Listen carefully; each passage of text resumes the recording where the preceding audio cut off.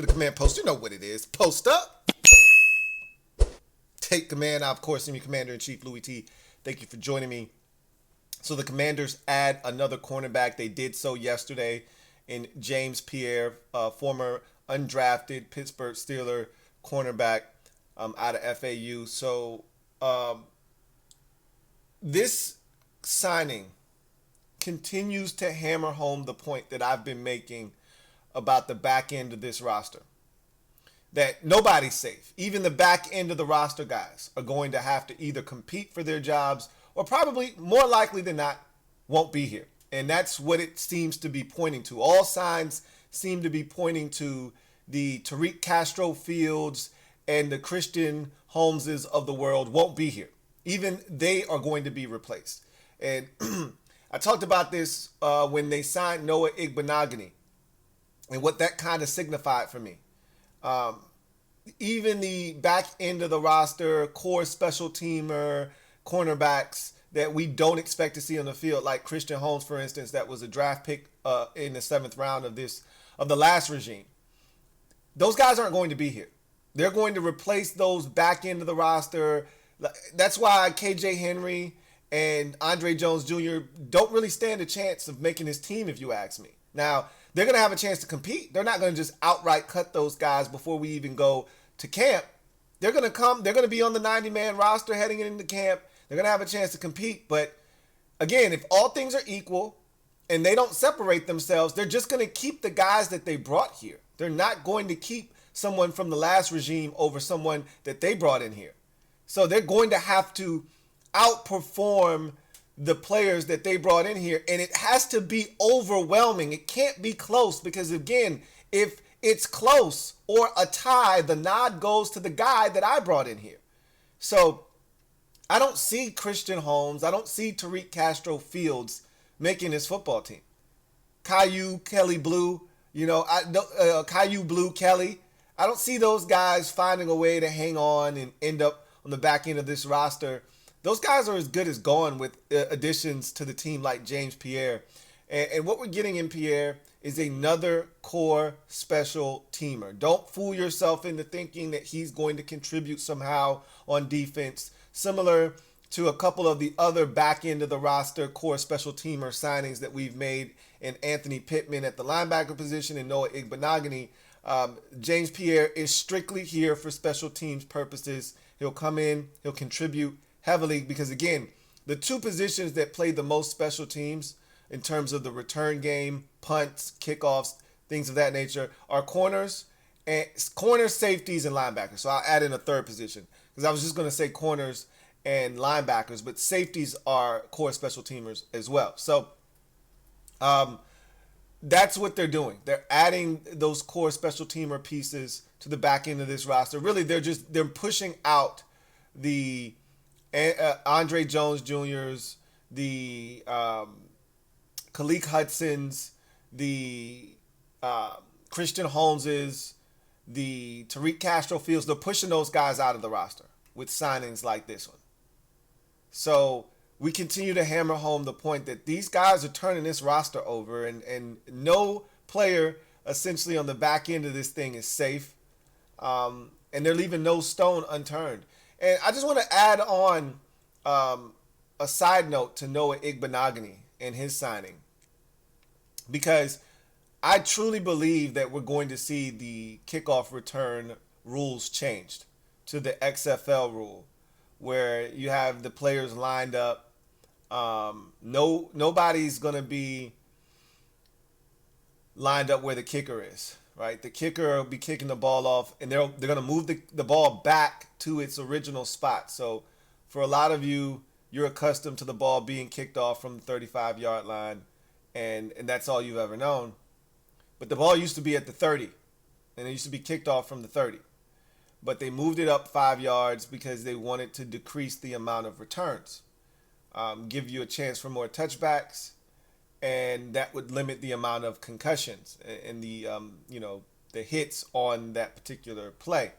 What ultimately resulted from that, this was an unintended consequence, was you still had returns, and teams were still running the ball out of the end zone because, again, there was no benefit to just taking a knee. You're getting it at the 20, so why not bring it out? You're probably going to get it at least to the 20. And that's what prompted them to change it to the 25. And then teams started taking the knee. Then teams started letting the ball bounce in the end zone and be a touchback. And now the play has essentially been reduced to next to nothing. It's been essentially regulated and become an unimportant, irrelevant part of the game. And the kickoff is supposed to be a fun part of the game. That's what guys like Devin Hester and Dante Hall and Brian Mitchell, that's how they made their name in this league. And so they're trying to bring it back. And the XFL rule has the kickoff coverage unit 5 yards away from the kickoff blocking unit. And so that reduces the amount of impact on collision, right? The speed that you build up from running 25, 30 yards and then hitting someone, that's where the real damage is done. So to decrease that, you limit the space between the two parties. And I think they're going to be set at like the 30 yard line or so. One's at the 30, the other's at the 35, something to that effect. And that's going to lead to more kickoff returns, right? That's the point. In saying that, the reason I even brought any of that up was because Noah Igbenogany was a very successful kickoff return man in college. He had 2 kickoff returns for touchdowns. We don't currently have a guy that can run back kickoffs on the roster now. Again, Casimir Allen is going to go to camp, and he is going to have an opportunity to compete for a role on this team. But if he can't carve out a niche on offense somehow, some way, and he didn't look good on offense last year. When we put him out there, he didn't catch the ball well. He didn't do anything. He didn't serve a purpose. So if he can't serve a purpose on offense, I don't envision them holding on to a Casimir Allen unless he proves to be so dynamic as a kick returner that they don't have a choice but to hold on to him. If you're that good as a kick returner, then we can carve out a niche for you as a kick returner and you do nothing else, right? But similar to DeAndre Carter, when he was here, you got to do something else. You can't, like, DeAndre Carter was both the punt and kickoff return man, and he helped us when we were in a pinch, receiver-wise. You could argue during that stretch when we were struggling and all we had was Terry, he stepped up and was the only other guy that helped Terry out during that stretch. So DeAndre Carter served a purpose beyond just returning kicks. He also carved out a niche for himself as a receiver when his number was called. You can't do that with Casimir Allen right now. He can't be a receiver that you put on the field and trust that he's going to get the job done in a pinch. So, and he's not even a return man on punts right now. He proved last year that that's something he wasn't comfortable with. And so that's why he didn't even make the team. So in saying that, you got Jamison Crowder, and part of the reason you brought Jamison Crowder back is to return punts. That's probably why he's back more so than the fact that he can still catch the football as a receiver, is that he was solid as a punt returner last year. And to alleviate that need, they brought Jamison Crowder back, and he can double as another option as a receiver and a pass catcher. So you don't have to worry about that. You just need somebody to return kickoffs. Well, Noah Igbenogany is a core special teamer, and he can return kickoffs. It's going to make it hard for a guy like Casimir Allen to crack this roster. I'm not saying, I'm just saying. And so I bring that up again to reiterate that those rules are probably going to change for kickoffs, which is going to make the kickoff a thing again. And you're going to need to have a competent kick returner, and Noah Igbenogany may be able to fill that role. So the back end of the roster corners are now Noah Igbenogany and James Pierre. And I don't trust James Pierre. You know why. He's got two first names. Never, ever trust a man with two first names. You know how this works. But he'll come in here. He'll play special teams. This does not change a thing at the cornerback position. We still desperately need cornerback help. And again, I got nothing but the utmost confidence in this unit of Adam Peters, Dan Quinn, Lance Newmark, and company, figuring it out, getting us the players that we need to fill some of these voids. Again, you're not going to fix everything in one off season, so don't be disappointed if there's still some glaring needs post draft with this team, because you're not going to fill everything in one off season. But what we are going to be is competitive, and I've said that already. I'm going to continue to repeat that, reiterate that over and over again. We're going to be competitive. The moves that they've made in free agency clearly state that we're going to be a competitive football team this year. What that leads to in terms of wins and losses, don't know.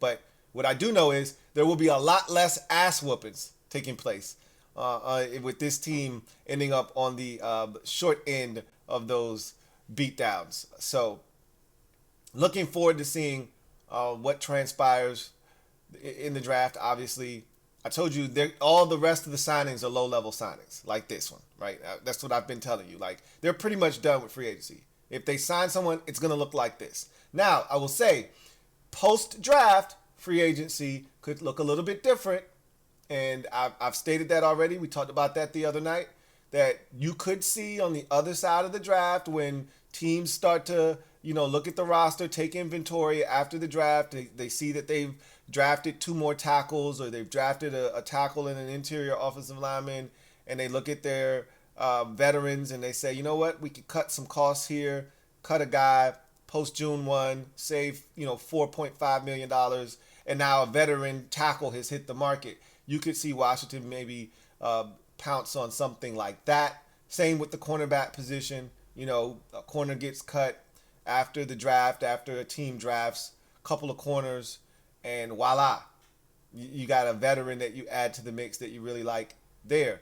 I don't see them doing that necessarily with corner. I think Michael Davis might be the only corner that they look to actually play in actual defense, game action in free agency. But I expect them to be somewhat aggressive at the cornerback position. I think you got to take 2 corners, one of which is a nickel, right? Got to take a boundary at some point in the draft. You got to prioritize boundary corner. You took one in the first round last year. I could see them again. I think the 3 positions that have to be 4 positions. We have 6 picks in the first 3 rounds. If nothing changes, of course they could change. Trade up, back up into the second round with all the third rounders that they have. They could trade back up into the first round with all the second and third rounders that they have. But assuming that they don't make any trades and they just stand pat at where they are, all right, with 2, 36, 40, 67, 78, and 100, right? Assuming that they just stand pat with that. I can't see a way in which I could, but it's hard for me to wrap my brain around not coming away with quarterback, tackle, corner, and wide receiver in those 6 picks somewhere in that mix. It's hard for me to envision a situation where you can't come away with those 4 positions in particular in the first 3 rounds of the draft. That's just the way I see it. Now, again, the board could say something totally different, and you get to those selections and the value is at other positions. Sure. Okay. Again, after you get the quarterback and the tackle, I've already said this, all bets are off. You can do whatever you want to do. You can do whatever you like. Yeah, that's when it should turn into BPA. Really, seriously, it should turn into BPA. But I would like to think that there'll be some really good players at every position that we need. Particularly wide receiver in the second round. because not everybody's going in the first round. Contrary to popular belief, not every receiver that's really good is going in the first round. And there could be some tight ends, and that's why I said you don't know, right? Because they could want to upgrade the tight end position. You're going to draft a young quarterback. Quarterback's best friend is the tight end. Adding another pass catching threat can't hurt. And I think if you're going to draft a guy, this is the year to do it, because that's why you bring in a Zach Ertz, so that you can have him mentor a young tight end and help him grow and develop and show him the nuances of route running, how to study film, how to work, how to get in the weight room, how to take care of your body, all of those things. This is why Zach Ertz was brought here. That's a part of the reason, not just to be a pass catching threat, but to also mentor a young tight end. I don't think it's smart to waste this opportunity. He's on a 1-year deal. He probably won't be back next year. So I see them drafting a tight end at some point in this draft, and I think it's going to be earlier rather than later. So again, if you ask me what positions are most likely to be taken care of in the first 2 days of the draft, when we have the bulk of our picks, we have 9 selections in this draft, 6 of which come in the first 3 rounds, which is exactly what you want. That's called getting quality. Okay, great quality while still having quantity. What you don't want is to have 3 6th-round picks and 2 7ths and have 9 total picks and 5 of them coming in the 6th and 7th round. That's what you don't want. We have it the inverse of that. We got 3 in the 3rd, 2 in the 2nd, and 1 in the 1st, 6 in the first 100 selections. That's how you want to do it. And in my mind, quarterback, tackle, receiver, tight end, and corner are the 5 positions that I think you have to knock down if the opportunity presents itself and the players are there and you like the value. Those are the 5 positions that need to be knocked down. And then we could talk about the other positions. I think in that mix, you take 2 tackles. That'd be ideal. Right? Not saying that you have to start both of them, but it'd be ideal to get 2 of them if you could. But again, we'll see what happens. Right? The board will speak, and whatever language it's speaking, hopefully our front office is speaking that language very fluently and is able to maneuver to make it make sense for what direction they're trying to go in year 1 of this recalibration, as we try to find our north, our center, as Dan Quinn called it. Anyway, that's going to do it for me, your man Louie T, here on this installment of the Command Post. You know what it is. Post up. Take command. Don't let anybody fool you or try to deceive you or tell you that James Pierre is here for anything other than special teams. That's it. That's his sole purpose for being on this roster. It's a 1-year deal for him to come in here and fill up the back end of this roster and be a core special teamer. Get down there, make tackles. That's what he's been brought in to do. And he's done that well throughout his career, which is why he's still in the league. So that's going to do it for me, your man Louie T. Until next time, you guys have a good one. Enjoy your weekend. Take care. Louie T.